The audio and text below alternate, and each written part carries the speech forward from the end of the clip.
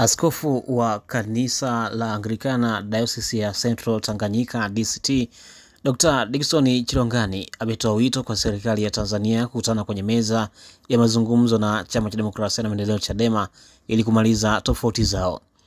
Ametoa wito huo leo Jumapili Aprili 20, 2025 wakati akiongoza ibada ya misa takatifu ya Pasaka iliyofanyika katika kanisa kuu la Roho Mtakatifu jijini Dodoma.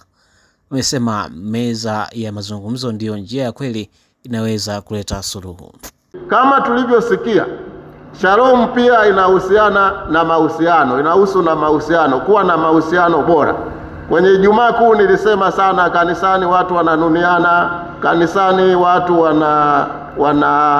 wanatafutana, wanawekeana visasi, na nikasema tuombe msamaha.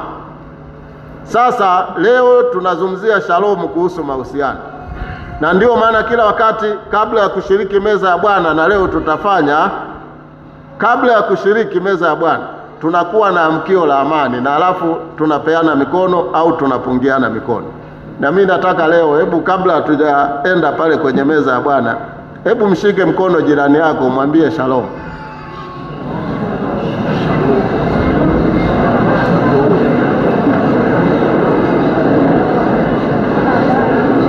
Wengine wanaogopana. Wengine wanaogopana. Naona wana nani? Tunataka Shalom itawale hapa kanisani. Bwana asifiwe sana. Lakini mwisho, tumesikia jinsi pamoja na nchi yetu kuwa haina vita, lakini watu wake hawana furaha.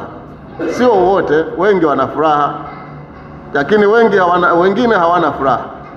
Hata kama jarida lile hatuwezi kuliamini moja kwa moja, lakini ukiangalia tu mapambano yaliyopo kati ya Chadema na serikali hayaleti Shalom. Bwana asifiwe. Mimi sisemi nani yupo sahihi na wala sisemi nani mkosaji, lakini ningeomba au tungeomba viongozi wa pande zote mbili wakae meza moja, wamalize tofauti zao kwa njia ya mazungumzo.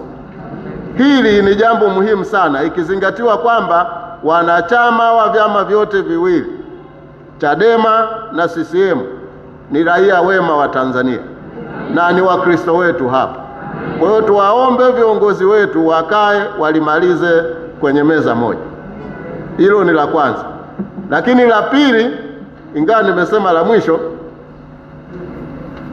tuiombe serikali yetu pia, pamoja na jitihada nzuri za Mheshimiwa Rais wetu Dr. Samia Suluhu Hassan, iongeze jitihada katika kuondoa kero nyingi zinazowafanya Watanzania wasiwe na furaha au wawe na huzuni. Kero za ubadhirifu, kero za ukiritimba, kero za rushwa.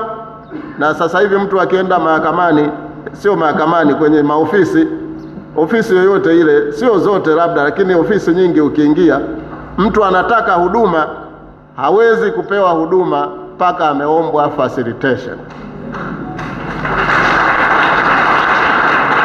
Hizo ndizo kero ambazo zinafanya Watanzania wengi wasiwe na furaha, ambazo zinawafanya Watanzania wengi wawe na huzuni.